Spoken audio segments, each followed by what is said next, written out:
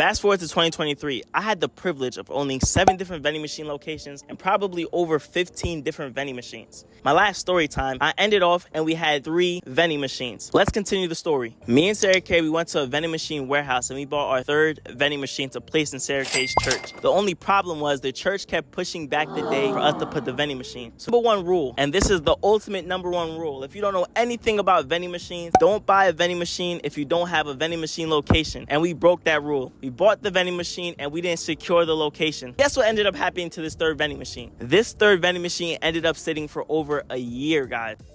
Imagine how much money we lost by having it just sit there. We spent $500 for the vending machine, granted, but the fact that it sat for over a year? Congratulations, you played yourself. With this vending machine, I tried to sell the vending machine to this guy. Him and his family came out. When the guy comes to come buy the vending machine, the power cord is broken. When we were moving the vending machine, I think that one of the legs fell on the power cord and the power cord snapped. So the vending machine was not turning on. Imagine my face. I'm over here like, when you're trying to sell something, you're trying to close the deal and something goes wrong. And I'm over here like, yo, God, please let this vending machine work. Please let this vending machine work. And it wouldn't turn on. All the eyes are on me. The whole family who's there, like staring at me, they're looking at me, they're like, what's going on? And I'm over here like, I don't know what to do. I feel like I was on an island like by myself trying to figure out the whole situation. And mind you, they drove an hour out just to come see the vending machine. The fact that they came an hour and it wasn't working, I was just so embarrassed. So what ended up happening was Sarah Kay's dad came and he fixed up the vending machine. He just added a new cord, cut off the existing power cord and attached a new power cord onto the vending machine. It ended up working. But the guy that we were selling it to, since the sale didn't go through the first time, he was like, how can I trust these guys? Even though we made a whole video saying like, oh, look, the vending machine works. We put quarters, nickels, dimes. We were showing him that everything works. Like we put it on video. He ended up not wanting the vending machine. He said he's going to wait for the location to give him the okay. But guys, during this time, we have our baby location and our baby location is growing in sales. The last owner who owned that location, he didn't take care of the vending machine. The vending machine was in disarray.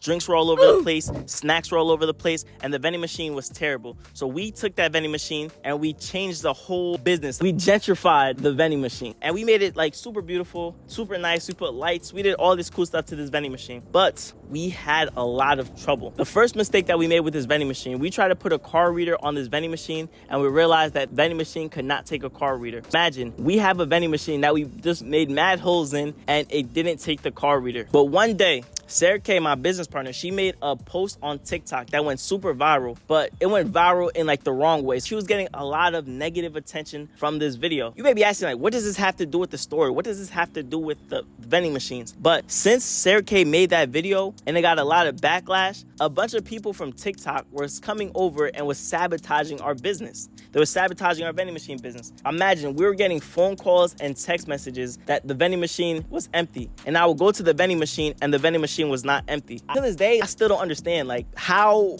mad people could be commenting on our videos and calling us and texting us and FaceTiming us, trying to get a reaction, trying to see if we're the actual people. That was going on. And that baby location, they was doing some weird stuff as well. One time we went into the vending machine location and we found a big crack on the vending machine. These people literally cracked our vending machine because I guess they were banging on the vending machine. And then they had the nerve to send us an email saying that, oh, you guys need to upkeep this vending machine better. You guys need to make sure that the vending machine is looking more attractive. They were saying all this stuff. Mind you, we have video documentation of us filling up this vending machine. We have video documentation of us cleaning this vending machine. Video documentation that we're doing amazing to this vending machine. People don't respect your things as much as you respect your things. It's an evil world we live in. While these people are doing like all this weird stuff, me and Sarah Kay devised a plan to get a new vending machine for that location because they were asking us, they was telling us that, oh, we need new vending machines. But during the time, me and Sarah Kay were getting into a lot of different business ventures. I bought 10,000 books. I started a car rental business. I bought a pallet. It was just a bunch of different stuff that we were doing at the time. Like we were doing other business ventures for videos and we were trying to do other stuff. We was really booked and busy. But we devised a plan to buy them a new vending machine because the vending machine that they had, we thought, hey, it's old and they need something that looks a lot better. Because guys, remember, that vending machine location really wasn't that great of a vending machine location. The only thing that made that vending machine location a great location was we was was getting the snacks for free at the schools. The only expenses that we had at that vending machine location was gas. Mind you, one day I was looking through Craigslist and I find a guy selling 52 vending machines in 48 locations. I texted the guy. He said on his post, I'm willing to break up the routes. So I texted the guy and said, hey, I want to buy some vending machines. Can I see a list of everything you have available? I'm super interested. I have cash in hand. Mind you, I was making a lot of money at this time. The stock market was exploding. I was having $10,000 days, $20,000 days. So I had so much investing money. I had so much spending money. So I was ready to just buy all these different vending machines. I was hitting up a couple other sellers too. When you're buying vending machines from sellers, like, you really have to do your due diligence because people will really sell you terrible locations. Literally, a husband and a wife were trying to sell me a vending machine that wasn't theirs. Huh? I'm at this location just looking at them like, so good thing that this guy came and he was offering me to buy these locations. I was super ecstatic. He sent me a list of different vending machine locations that I could buy at the time. I picked these 3 different locations. I said, I want these 3 vending machine locations and I want it for $3,500. The guy said, I'm gonna get back to you. 2 weeks later, the guy said, okay, we're ready to show you the vending machines. If you like the vending machines, you could give us the money now, and whoop-de-whoop. So we go around to these different vending machine locations. We're looking at the vending machines. We're looking at the locations, and we said, great deals. It was 8 vending machines. It was 3 locations. We put a down payment of like $500, and then we ended up giving him the rest of the money. Now we have 3 more locations. And that's when people ask me, like, yo, how do you find locations? Like, where you find locations? You have to be looking diligently. Set your alerts up. Like, I have my alerts for Facebook Marketplace, OfferUp, and Craigslist. When a vending machine location hits like the search, or when someone posts it, I'm notified immediately, and I can make an offer. I can make a deal. After we bought those 3 locations, I wanted to buy more from the guy, but of course people saw it and they was buying up the locations, and I never got the chance to buy more. And then by the time I met up with him again, he told me that, oh, all the vending machine locations were sold. Now, in total, we had 5 different locations. Sarah Kay's church. We was able to move the 3rd vending machine into Sarah Kay's church because they finally gave us the green light. We had our baby location, the 2 combo vending machines, and we just bought these 3 new vending machine locations. So now in total, we had 11 vending machines at the time. After having these vending machines for about 6 months, one of the locations was really slow. It was an office building attached to a factory. So it was an office building upstairs and a factory downstairs. And me and Sarah Kay, we decided to sell that vending machine location. But I put the listing up for $2,500 on Facebook Marketplace. But you guys know how Facebook Marketplace is. A bunch of people text you, a bunch of people ask you, oh, is this available? And then they never show up. A bunch of people was inquiring. Finally, one guy came to check out the vending machine location, and this guy was a master negotiator, guys. Like, he almost brought my price down crazy. He was like, yo, I'll buy these 4 vending machines from you for $2,700. And then of course I got on the phone with my business partner Sarah Kay, and he was like, oh, I thought you make the decisions. I thought you wear the pants. You're not that guy, pal. Trust me. You're not that guy. I was like, all right, thank you for the offer. I appreciate it. But at this time, I have to decline. These 2 girls, they wanted to buy the vending machines, but they knew nothing about the vending machine world. I gave them the breakdown. I showed them how to use the machines. I gave them everything that they had to know about, like, starting their vending machine business. They offered me a deal. They said, we could give you $3,500 and you could just walk away and not teach us anything. Or we could give you the full $4,000, but you still have to be like our mentor, like our teacher. Let's put this into perspective. I bought 8 vending machines and these 3 locations for $3,500. After 6 months of probably collecting, let's say, about like $2,000 from those vending machines, I sold that vending machine for $4,000. My initial investment of $3,500 was covered by this $4,000. Basically, I was all clear. I got all my money back in this deal, and that's what made that deal so crucial. So now we have 4 locations. We just lost 4 vending machines. So we have 7 vending machines at the time we sold. And then afterwards, we did that sale. We ended up selling one of the combo vending machines in the baby location. Now they have 1 combo vending machine. Because the problem was, we realized that 2 combo vending machines really wasn't doing justice. 1 would be enough because like they had a school inside the building, but the school was out of session, so it didn't have as much foot traffic as we would want. This company, they gave us an ultimatum of when we have to get this new vending machine. Around this time, we was getting a lead to a new location, and this was my church, and this is our best location to date. We be pulling out huge stacks as some beautiful vending machines, and we had to lead to the church at the time, and we were gonna need 2 more vending machines. We went to this vending machine warehouse, and they quoted me $2,500 for these 3 different vending machines. I said, okay, that's a great price. I'm ready. Just let me know when you guys are ready. Next, when I call these guys on the phone, they tell me a different price. I think they told me $3,500 or $4,000. And at the time, I had the $2,500 for them, and I said, hey, we have $2,500 for you. What's going on with the price? And then he told me like, oh no, we didn't tell you that price.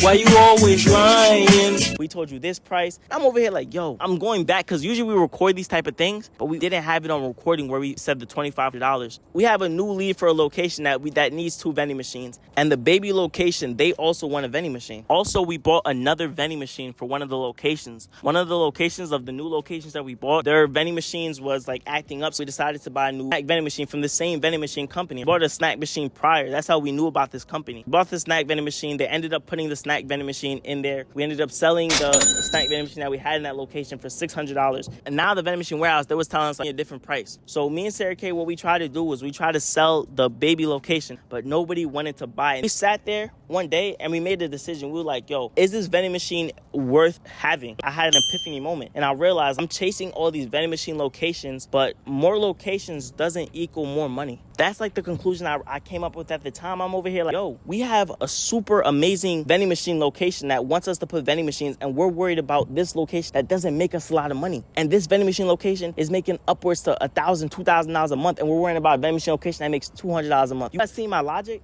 I forgot to tell you guys this story. Let's go back, right? When we're buying vending machines without locations, something you guys should never do. Don't ever do that. When we were buying that, we actually bought another drink vending machine. We bought this red drink vending machine that we had. We bought it for $600. We decided to switch out the combo vending machine and put in this drink vending machine, and we're gonna buy a snack vending machine. That was the plan for the baby location. The goal was like, all right, they don't want to see this combo vending machine. We have this nice drink vending machine that we bought that we could put inside this location. We're gonna keep there for a couple weeks, and then we're gonna buy a snack vending machine. We called this company, this vending machine company, all they had to do was help us move the vending machine up 3 steps. Literally, we put the vending machine on my truck, waiting in the parking lot for these guys to come. An hour go by from the time they told me to come. I'm calling them, I'm texting them, I'm calling them, I'm texting them. No response. 2 hours go by, 3 hours go by, 4 hours go by. I finally get a call like, oh, Donald, bro, you know how it is, man. We get too busy. He basically gave me an excuse like, oh, we're going back home. Come on, man. It's been a long day. I've been out since 6 in the morning. It's 5 now. And I said, yo, that's not my business. I did my part and you didn't do your part. That's the one thing that would turn me off about business if I'm shopping anywhere. If you give me an excuse, I stop using the business. I stop using your service. I don't like people that give excuses because I don't give excuses. Because at the end of the day, nobody cares. You have to get the job done at the end of the day. Nobody cares what's going on in your life. Everyone just wants results. The vending machine location, they didn't care that my credit cards were maxed out. They didn't care that I had businesses that were failing. All they cared about was we want another vending machine, and that's what we did. While we're waiting, we called this company Dumbo Moving and Storage. And Dumbo Moving and Storage basically told us to move a vending machine up 3 steps. I did all the hard work. All they had to do was move it up 3 steps. They said $500. What?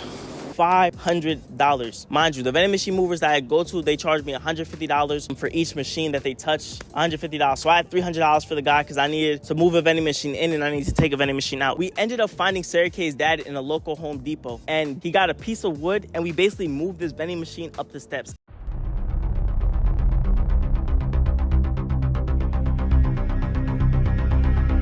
A lot of y'all be making excuses and why y'all can't do nothing, you feel me? We don't make excuses out here, you feel me? We get the work done. I'm sweating out here.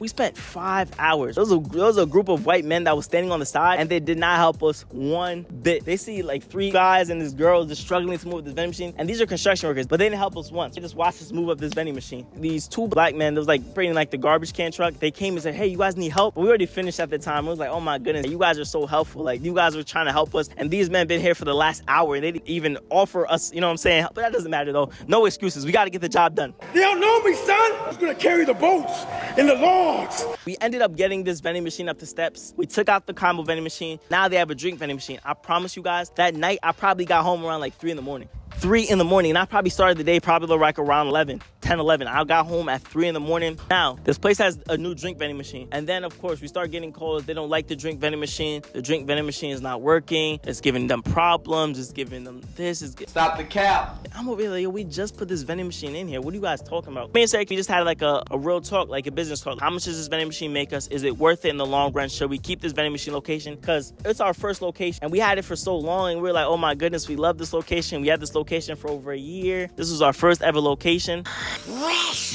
Sometimes letting go is better than holding on. That's what I'm trying to say. We ended up like emailing them saying like, hey, we're gonna have to part ways and we're gonna move the vending machine out. Mind you, after spending like 10 hours just trying to move this vending machine up this, like, I was highly upset, but it was good in the long run. So then after that, guys, we got our church location. We put the third vending machine that we ever bought, we put in that location, and then we ended up buying a drink vending machine that was $1,600 because we had the snack machine already. Now we just needed the drink vending machine. And guys, guess what happened? That vending machine, the condenser broke in 2 weeks, guys. So you have to understand how mad I was.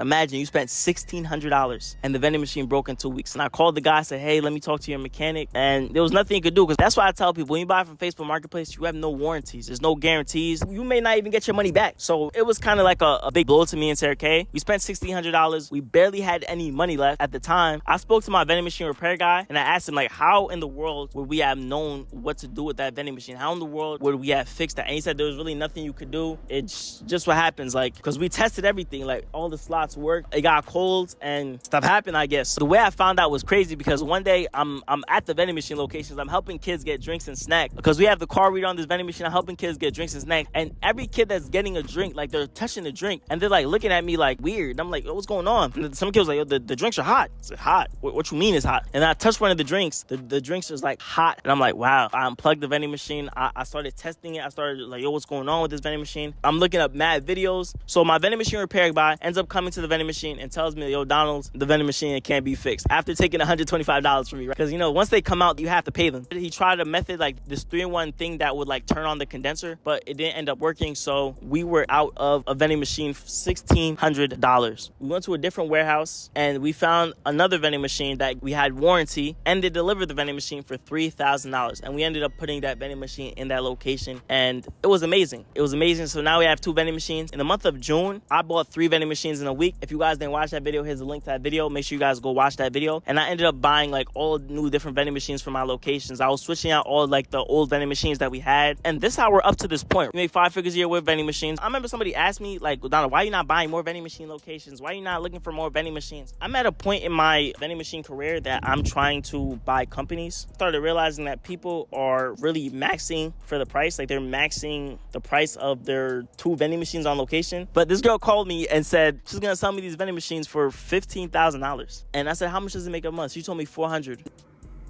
Boy, if you don't get... Never texted her again. If you guys got this far to the video and you guys watched to the very end, put mindset down in the comments. Peace.